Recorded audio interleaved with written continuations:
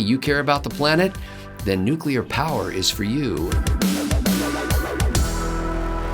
Good news, ladies and gentlemen. National Public Radio has discovered a safe, clean, low-carbon footprint energy source that is pushed by California environmentalists. What that is in just one moment. I'm Scott Ott with Bill Whittle and Stephen Green. This episode of Right Angles brought to you by the members at BillWhittle.com. And gentlemen, the answer is nuclear. Nuclear energy. Yes, that is the safe, clean, low-carbon footprint energy source that is being pushed by some California environmentalists, specifically a group calling itself Mothers for Nuclear that are going around and lobbying to keep the Diablo Canyon nuclear reactor open past its scheduled shutdown date of 2025. I believe Diablo Canyon is the last operating nuclear power plant in California. And they say it should be kept open because it's the safest thing we've got going. There are far fewer accidents and deaths and pollution as a result of nuclear power. And I want to read the description that was included in this article. They both, the two women that are running Mothers for Nuclear, both describe themselves as eco-friendly liberals, moms concerned about preserving wild spaces, recycling, and climate change. Stephen Green, I think this is an exciting development for the state of California. In fact, it's not just a couple of moms out in the bushes trying to get people to hang on to this power plant. Actually, Governor Gavin Newsom is in favor of keeping it open, largely as a result of an MIT Stanford study, apparently, that said if they could keep it open until 2035 instead of 2025, Steve, that they would cut carbon emissions from the power sector by 10% and save $2.6 billion in electricity costs. Steve, what can we do to encourage the folks who are trying to keep Diablo Canyon open just another 10 years? Oh, imagine how much better California would be right now if they hadn't closed the other plants that they shuttered. Oh my! You know, there was a thing last weekend. I wrote about this for at my day job as vodka pundit at PJ Media, where the California electrical production overseer, I can't remember what the agency is called. But they had to issue one of these alerts asking people not to run their appliances at night. And this is the part I love: not to charge their electric vehicles at night either. And this is great because California has outlawed the sale or registration of traditional engines after 2035. That's the same year Diablo is going to go offline if it's given this 10-year extension. California's got two big problems: drought and electricity, and This is so maddening. I've talked about this before, but in the 1920s, when the Western states came up with the water treaty to portion the Colorado River and how we were going to build dams and reservoirs and all this good stuff, the West was in an unusual wet period, but nobody knew it at the time. And since about the mid-1990s, we've been reverting to the mean, and it's been getting drier. And all of the assumptions that were made about how much water we needed to store proved to be wrong because, as again, we built those dams and everything during an unusually wet period. So California needs more water. They also need more power. California should have been building desalination plants 20 years ago and nuclear plants to power them. And then you would have the excess for electricity. And you could be all electric in 5 years. Hell, I don't know. It'd be great. But these major problems, anybody could see them coming down the road. The California population was still booming when I left there almost 30 years ago. I left in 1994, and I think there were 30 million people in California, 32 million. Now it's just shy of 40 million. But now it's shrinking. The state is shrinking for the first time since 1849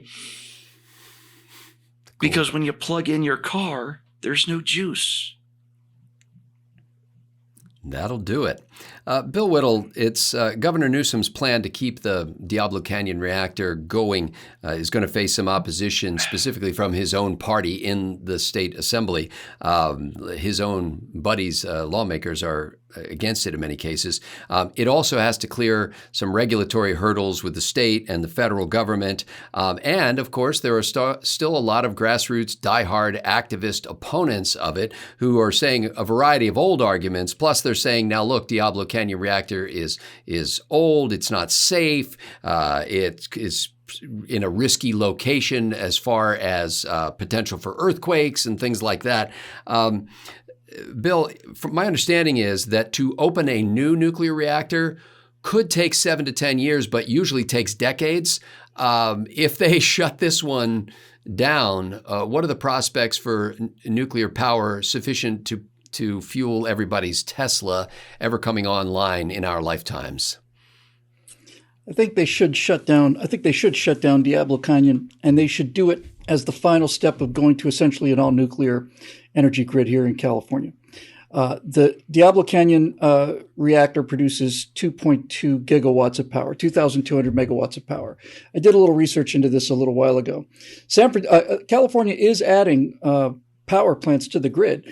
The most recent one that I was aware of when I did the research was a solar farm that they've added that added 40 megawatts. So they closed the San Onofre nuclear plant in 2013, which generated about 2,000 megawatts. But they did open a solar plant that generated 40. To give you an idea of what California considers to be wise energy management, I'd love to tell you I'm joking about this, but I'm not.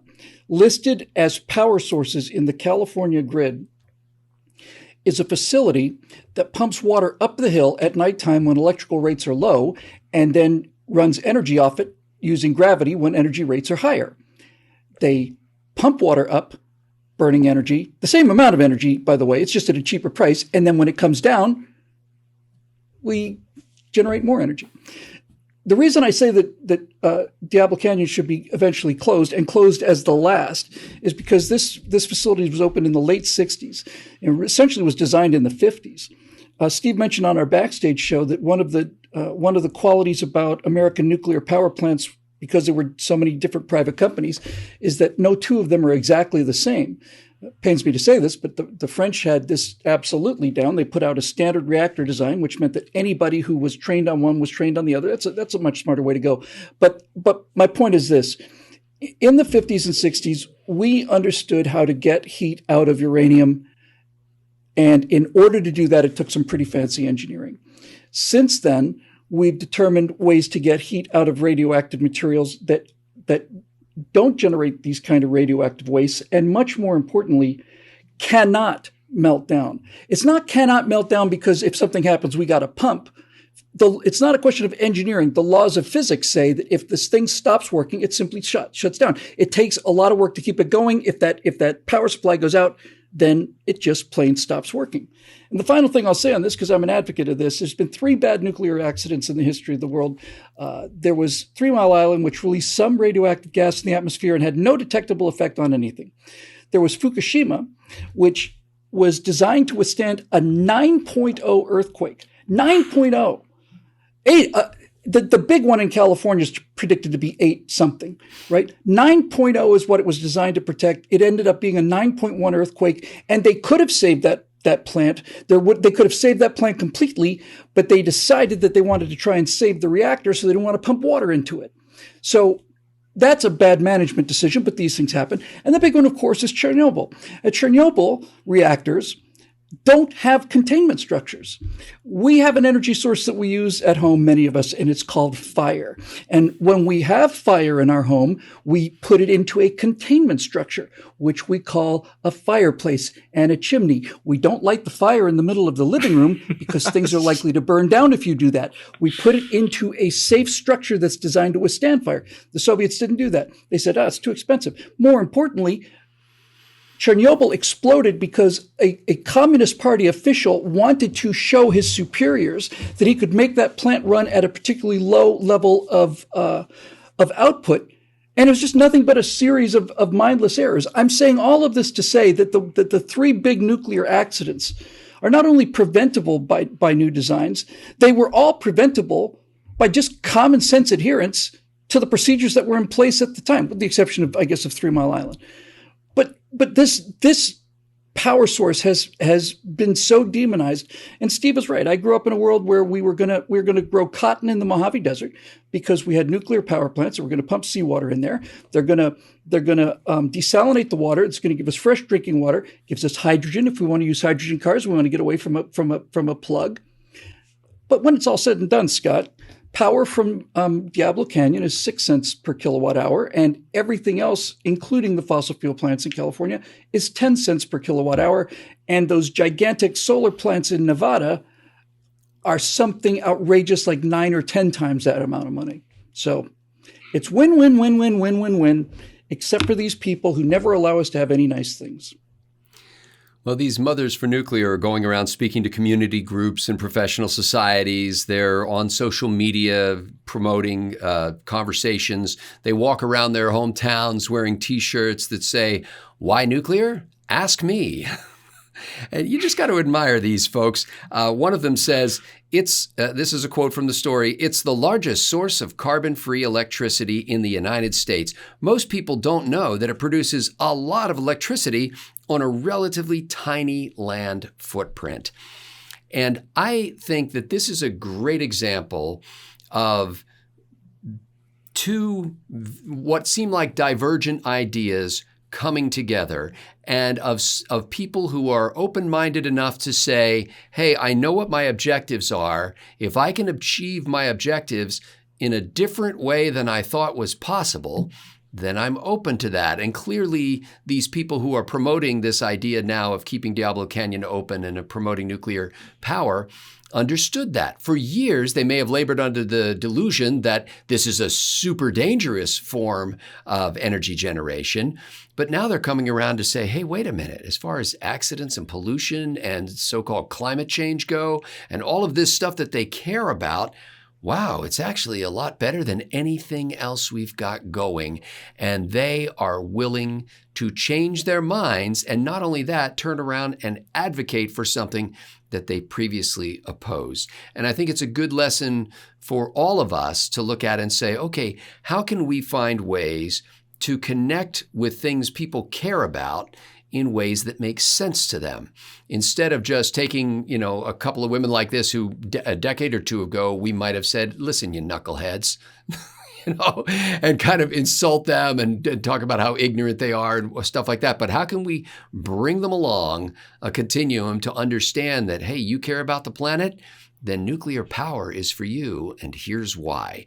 And little by little, that's what's happened with them. And more people, even if Gavin Newsom is doing this against his political consultants' better advice, they're going to have to start waking up and saying, wow, we eat up huge chunks of land from these other so-called clean energy sources, and we have to generate all kinds of toxic side effects to create batteries.